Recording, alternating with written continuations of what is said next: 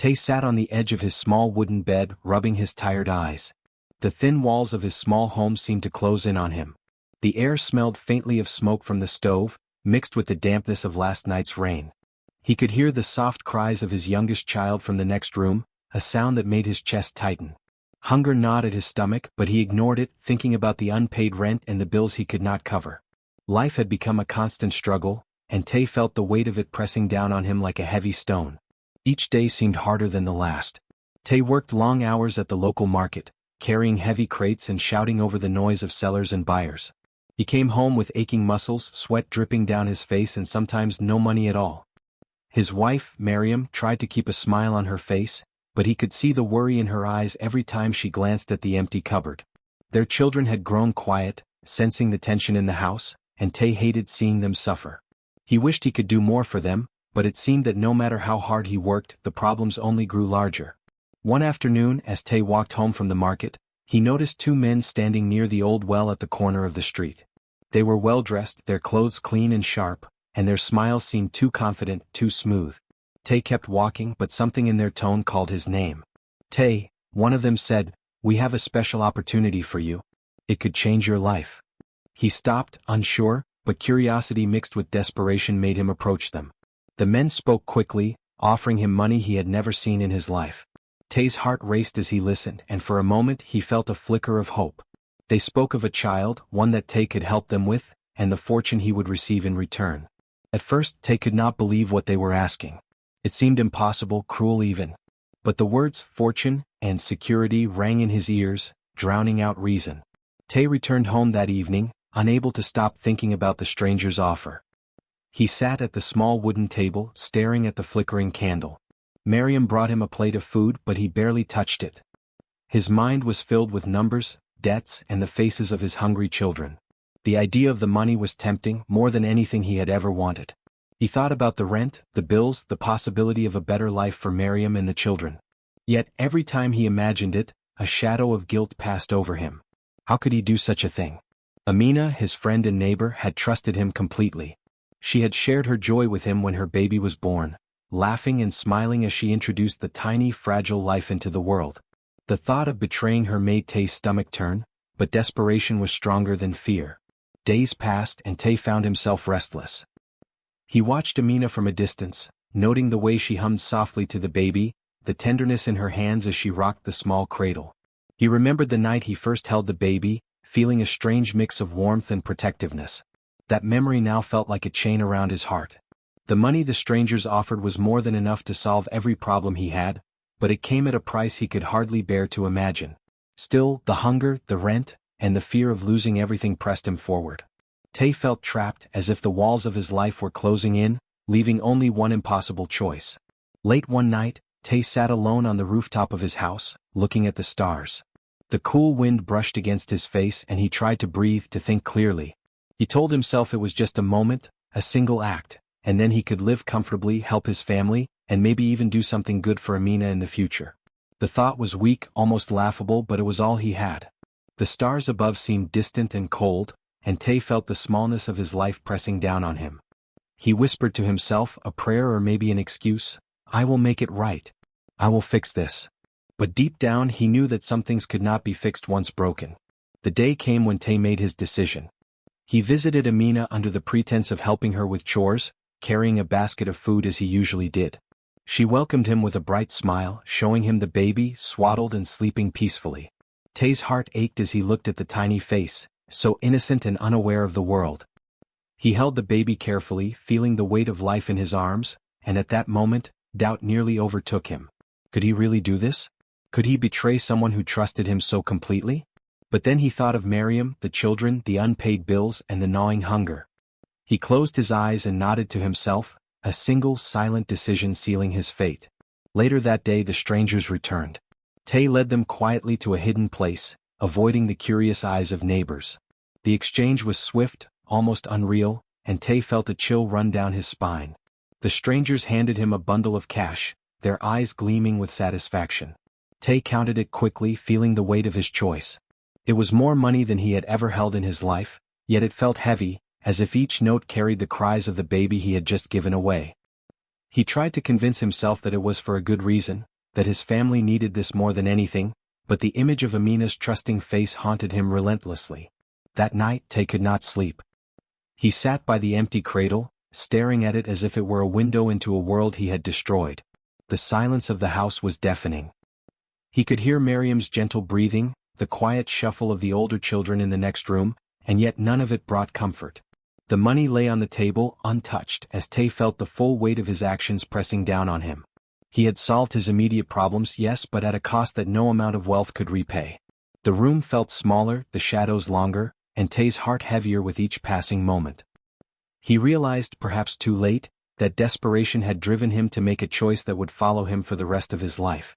The next morning Tay woke with a dull ache in his chest. The money was still there, neat and orderly, but it felt meaningless. He went about the day mechanically, performing tasks and speaking to his family, but every movement was shadowed by guilt. He avoided Amina, afraid to look at her, afraid to meet the innocent eyes of a mother who had trusted him completely. Her laughter from the previous days now echoed in his mind, a haunting reminder of what he had taken. Tay tried to push the thoughts away, to focus on his family and the improvements he could now afford, but the baby's face returned to him in every quiet moment, in every reflection, and in every shadow. By evening Tay found himself outside, walking aimlessly through the streets of the town. Tay sat at the small wooden table in his home, staring at the pile of cash before him. The bills seemed to gleam in the dim light of the candle, promising relief, security, and a future he had only dreamed of. For a moment he allowed himself to imagine a life without the constant worry of unpaid rent, a life where Miriam could smile without concern, where his children could play freely without hunger pressing against them. With trembling hands, he began to sort the money, counting it over and over, trying to convince himself that the fortune was worth the terrible choice he had made. The next day Tay went to the market with a lightness he had not felt in months. He paid off the debts he had accumulated, leaving the ledger clean and his creditors satisfied. The relief was almost intoxicating. He bought flour, rice, and sugar in large quantities, enough to fill his cupboard for weeks. He bought new clothes for his children, shoes that were sturdy and bright, and a small bundle of gifts for Miriam, who smiled softly, her eyes shining with gratitude and hope. For a brief moment Tay felt proud. He had solved the immediate problems that had plagued his family. But even as he walked home with his purchases, the weight of his conscience pressed heavily on him. Each coin in his pocket felt like a burden, a reminder of the tiny hands he had sold and the trust he had shattered. Tay could not escape the images that haunted him: the baby's small, innocent face, the soft cooing sounds, the gentle grip of tiny fingers around his own. Every memory returned uninvited, whispering to him in the quiet moments of the day, reminding him of the act he could never undo. At night, Tay lay awake on his old mattress, staring at the ceiling and listening to the soft breathing of his children. Their peaceful slumber should have brought him comfort, yet it only made the guilt stronger. He imagined the baby somewhere far away, in the hands of strangers who did not care for its life or well-being. He tried to tell himself that it was only for a short time, that perhaps the child would be safe and cared for, but deep down he knew the truth. He had betrayed someone who had trusted him completely. The betrayal was not only of Amina but of himself, of the man he had promised to be for his family and his friends. Miriam noticed the change in him immediately. Tay had always been a quiet man, but now there was a tension in his eyes, a restlessness in his movements. He avoided looking at Amina when they met in passing, and he became withdrawn, speaking only when necessary. Miriam asked him gently if everything was all right, her voice filled with concern, but Tay could not bring himself to tell her the truth. How could he explain that the money they now had came at such a terrible cost? How could he confess the betrayal he carried in his heart every moment of every day? Instead, he forced a smile, nodded, and said, "Everything is fine," even as his stomach twisted with guilt. Meanwhile, Amina cried herself to sleep each night. Her small home was quiet, except for the occasional sob that escaped her lips. She called for her baby, whispering its name softly, hoping that it would answer her, hoping against hope that it was safe. She had no idea that the person she trusted most, the friend who had shared in her joy and helped her with the baby, had betrayed her in the worst way possible. Tay could see her from a distance sometimes, walking past her house on errands or when he went to the market. Her face was pale, her eyes red-rimmed, and every step she took seemed heavy with sorrow. Tay wanted to reach out, to comfort her, to undo the pain he had caused, but he could not. There was no way to reverse what had been done. The money he had received allowed Tay to buy a small improvement for their home. He repaired the leaking roof, replaced the broken windows, and even bought a small wooden table and chairs. For the first time in many months, the house looked bright and welcoming. The children ran around, laughing and playing with new toys, their faces glowing with excitement. Miriam prepared meals with ease, no longer fretting over empty cupboards. And yet, despite all this outward happiness, Tay felt hollow inside. The joy that the money had brought could not touch the emptiness that grew in his heart each day. He had gained comfort, security, and the illusion of a better life, but he had lost something far more important: his peace of mind. He began to notice changes in himself. The laughter of his children, which had once been a source of warmth, now echoed in his mind as a painful reminder of the child he had betrayed. He found himself avoiding quiet moments, filling his day with errands and tasks, hoping to escape the thoughts that haunted him. Even the sound of Miriam humming softly while working around the house made him flinch, a pang of guilt stabbing through him at the memory of Amina's soft lullabies for her baby. Every gesture, every smile, every sound seemed to remind him of what he had taken from someone who had trusted him completely. Tay tried to justify his actions, telling himself that it had been necessary, that his family had needed the money more than anyone else. He reminded himself that desperation could drive a man to do things he would not normally consider, that life sometimes forced impossible choices. Yet, every time he tried to soothe his conscience, the image of the baby's tiny hands returned, curling around his finger, gripping him in a silent plea. He could feel the weight of that small life pressing against his chest, reminding him that some mistakes could never be forgiven, some choices could never be erased. The strangers who had taken the baby began to call him occasionally, their voices smooth but demanding. They reminded him that he had a debt to them, not just the money but also the secrecy of their arrangement. Tay's stomach would twist with fear whenever he heard their voices, his heart pounding in his chest. He realized that the money, which had seemed like a blessing, came with chains he could not see at first. Each call, each message, was a reminder that he had made a decision that could not be undone, a choice that now controlled him as much as he had once thought he controlled it. At night, he sometimes imagined Amina discovering the truth, her face turning pale with shock and hurt, her hands trembling as she held the empty cradle. The thought made him sick with dread. He knew he could never tell her, that even if he did, it would not undo the pain he had caused. The idea of forgiveness seemed impossible, yet he longed for it, longed for a way to lift the burden that pressed against his soul. But there was no way. There was only guilt, heavy and unyielding, a constant companion that he could not escape. Tay had hoped that after receiving the money, life would become easier. He thought that the debts were gone, the hunger was gone, and that his family could finally live without fear. But those thoughts were only temporary illusions. The strangers who had taken the baby were far more dangerous than he had imagined. At first they called occasionally, speaking in smooth, polite tones, asking for updates for small things here and there. But soon the calls became more demanding. They wanted favors, small tasks at first and then larger ones. They threatened him if he hesitated or questioned their requests. Each call sent a chill down his spine. Tay realized that the money he had received was not a gift, it was a trap, a chain he could not break. Tay's hands shook as he answered one of their calls one evening. The voice on the other end was calm, but there was a cold sharpness behind it that made his heart pound. "You know what is at stake," the man said. "If you fail us, there will be consequences. You will lose everything." Tay swallowed hard, his throat dry. I will do as you ask," he said quietly, trying to keep his voice steady. He had no choice. The strangers held a secret that, if revealed, would destroy his life completely. He could not go to the police, he could not tell his family, and he could not confront them. Fear had taken control of him, and he felt trapped in a cage of his own making. At home, Tay's family noticed the change in him.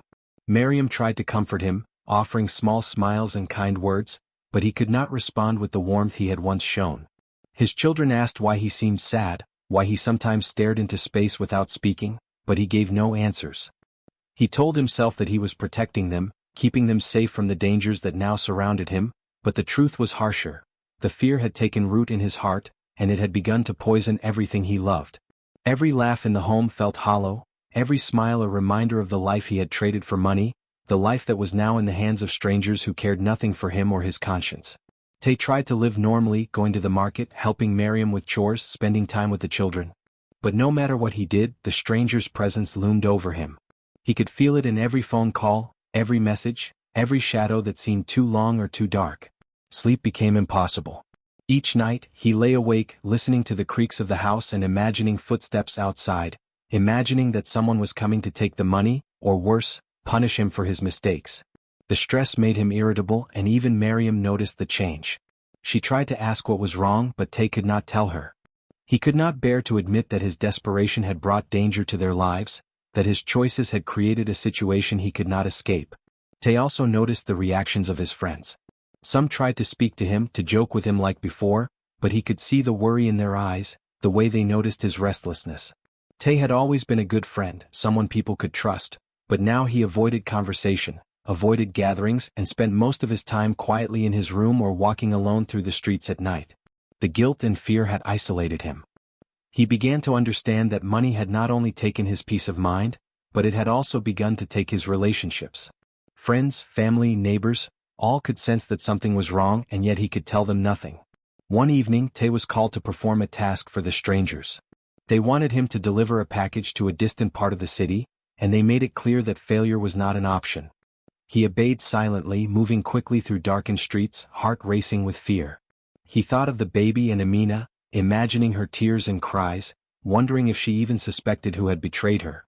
The thought of her suffering pressed on him heavily, but he had no choice.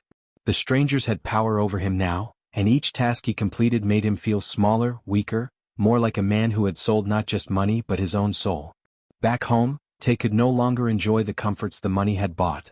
The new clothes, the repaired roof, the full cupboards, none of it brought happiness. Every coin felt like it carried the weight of his crime. Even Miriam's smile, once a source of joy, now made him flinch. He could not share her relief or happiness. The house was full of people, full of life, and yet Tay felt utterly alone. The stranger's demands, the guilt, and the fear had created a wall around him, one that even the love of his family could not break. Tay began to notice small, subtle signs that the strangers were watching him more closely. A neighbor mentioned seeing unfamiliar cars parked near his home. He found messages left for him under the door, simple words that were threats in disguise. "Do not fail us," they wrote. "We know." His hands would shake as he read them, his heart racing. Tay could not bear the weight of his guilt any longer. Each day had become heavier than the last, and sleep was no longer a refuge. The image of the baby's small hands, so innocent and trusting, haunted him relentlessly. Every sound in the night, every shadow that moved past his window, seemed to whisper reminders of the choice he had made. He could no longer pretend that the money, the comforts, and the improvements to his home mattered. The fortune had solved his immediate problems, yes, but it had created an emptiness in his heart that no gift, no food, no new clothes could ever fill. The guilt burned through him like fire, and Tay knew that he had to act, even if it meant risking everything. He had to find the child. At first he did not know where to begin. The strangers who had taken the baby were careful, cautious, and secretive. They had made sure to leave no trace, to cover their tracks so that no one could discover the truth. Tay thought of going to the authorities, but fear held him back. He could not explain what had happened without exposing himself to danger and dishonor. The law would not understand desperation, and even if it did, he would be left empty-handed, stripped of everything he had gained and punished for the betrayal he had committed. No, he would have to do this alone. He began quietly, retracing the steps he had taken when he first met the strangers. He remembered the corners of the city where they had appeared, the alleys where they had whispered promises of money and relief. He asked carefully in passing if anyone had noticed unusual activity, paying close attention to faces, to reactions, to subtle hints that someone might know more than they were saying. 4 days he walked the streets, avoiding attention, careful not to reveal his desperation. Each lead he followed seemed to end in a dead end, and yet he continued, driven by a gnawing need to see the baby, to hold the child in his arms, and perhaps find some way to make amends. Finally, after days of searching, Tay found a clue. A shopkeeper in a quiet part of the city mentioned seeing strangers with a small child, speaking in harsh tones and moving quickly. The description was vague, but it was enough to give Tay hope. He began to follow leads more aggressively, tracking people through narrow streets and busy markets, careful not to be noticed. Fear and determination mixed in his chest like fire and ice. Each step brought him closer to the child but also closer to danger. He knew that confronting the strangers would be risky. They were not ordinary people. They were cunning, ruthless, and protective of their secret. But Tay could not stop himself. The guilt had grown too large to ignore, and he understood now that action, not money, was the only way to face the consequences of his choice. Tay finally found the strangers in a small hidden part of the city, a place with crumbling buildings and dark alleys. He saw the baby, wrapped in a thin blanket, held firmly by one of the men. The child looked frightened, uncertain, and vulnerable. Tay's heart ached, and for a moment he hesitated, unsure how to approach.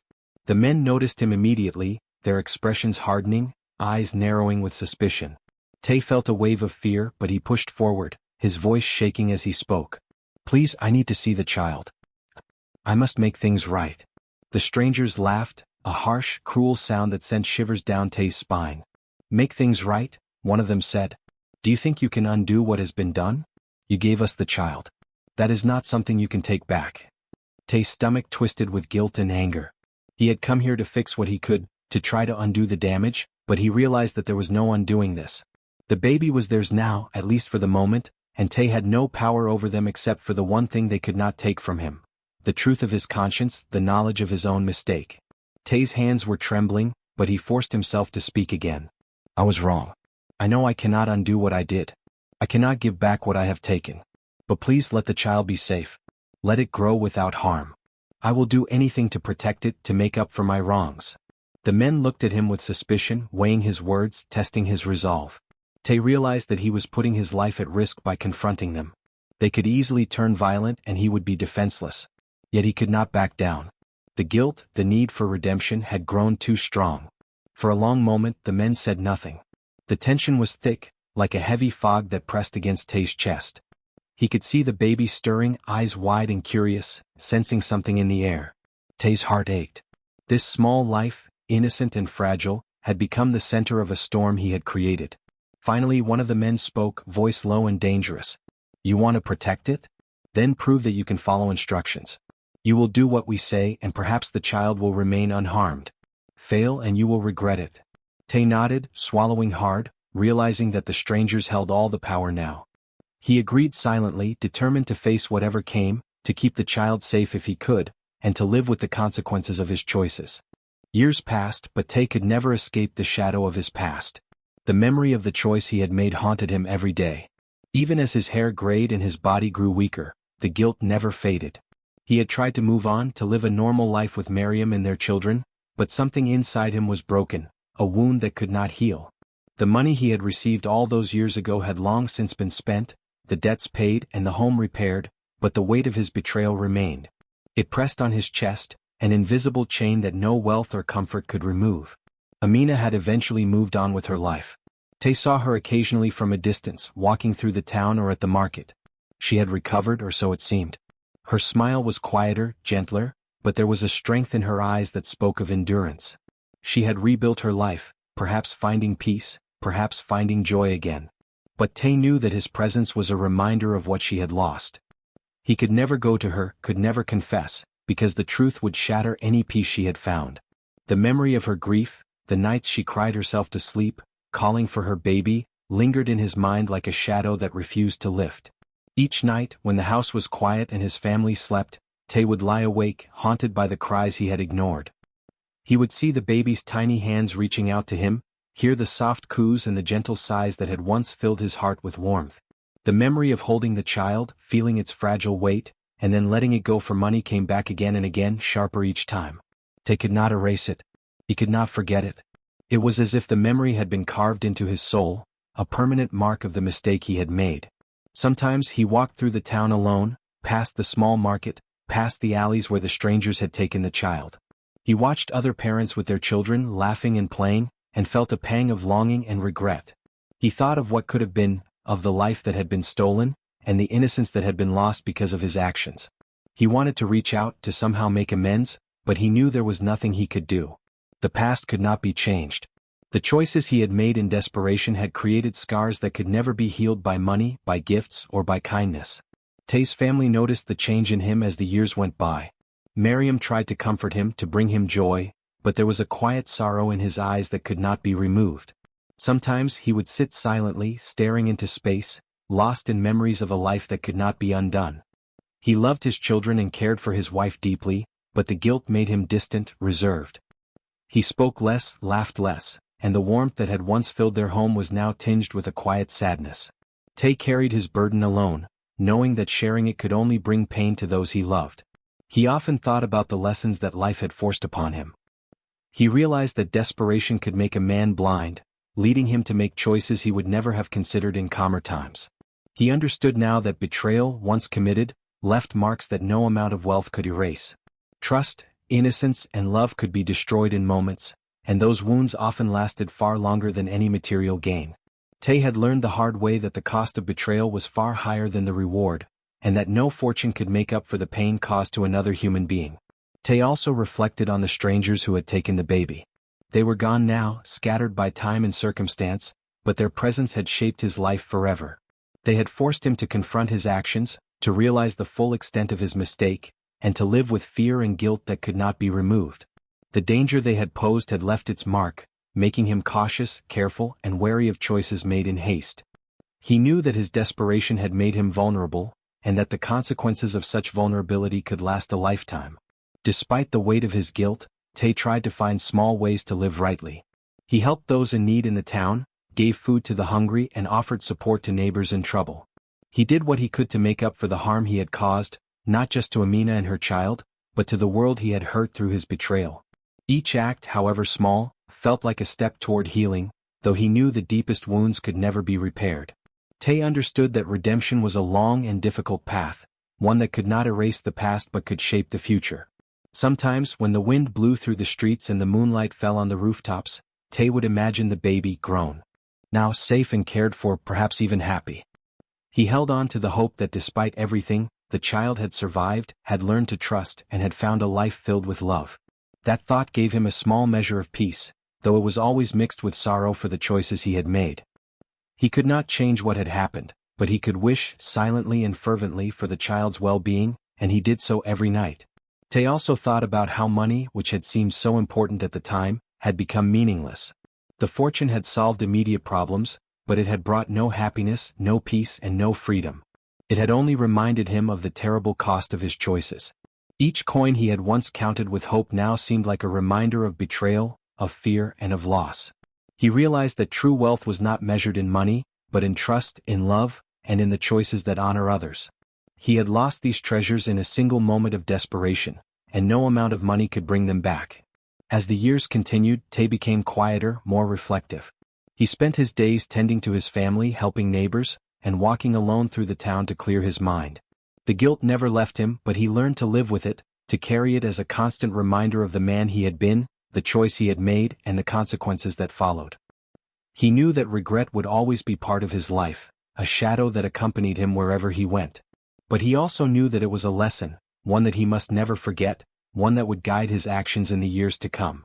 Even in moments of happiness, Tay felt the echo of the past. He would watch his children playing, laughing, and feel a bittersweet pang of sorrow.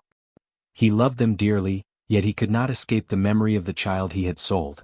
Every smile reminded him of what had been lost, every cry of joy a reminder of the trust he had broken. He could never forgive himself fully, but he tried to use that regret as a guide, to be a better man, a better father, and a better neighbor. The lessons of his past were harsh, but they had taught him something that could never be learned from books or advice. Betrayal carries consequences that last a lifetime. Tay often spoke to himself quietly, whispering apologies into the night for the choices he had made.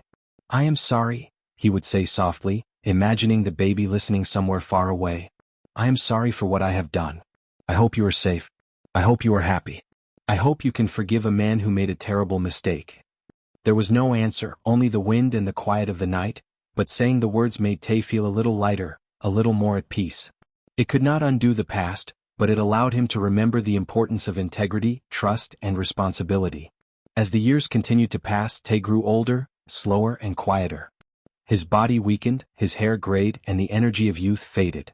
Yet his mind remained sharp, focused on the lessons he had learned. He had learned to value honesty, to honor trust, and to weigh the consequences of desperation. He had learned that every choice mattered, and that a single moment of weakness could alter the course of many lives. These lessons were etched deeply into his soul, permanent reminders of the life-altering mistake he had made. Even in his final years, Tay could not forget. The cries, the tiny hands, the trust he had broken, they remained in his mind, a constant companion that no wealth, no comfort, and no passage of time could remove. But he also knew that he had lived with these lessons, that he had tried to make amends in the ways he could, and that he had never forgotten the cost of betrayal. Each day was a reminder, each night a reflection, each choice a careful consideration of the impact on others. Tay realized with quiet sorrow that some mistakes could never be undone. Some choices, made in desperation, left scars that lasted a lifetime. Money could solve immediate problems, but it could not heal the wounds of betrayal, could not restore trust, and could not erase the pain caused to another human being. He had learned this lesson in the hardest way possible, and it would remain with him until his last breath. And so, Tay lived the rest of his life quietly, reflecting on the past, caring for his family, and remembering the lessons of betrayal and regret.